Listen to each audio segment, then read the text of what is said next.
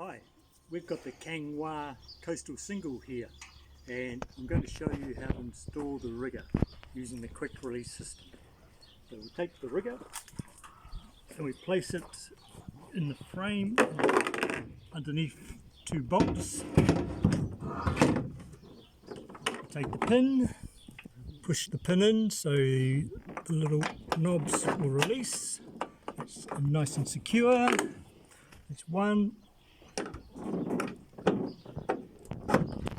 2. So simple. Put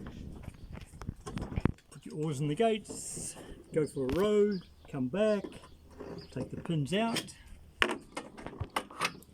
slide it out, and done. If you want to change the position of the gates, you've got 5 different positions that you can move the gates forward or back. So simple, so brilliant. Kanghua.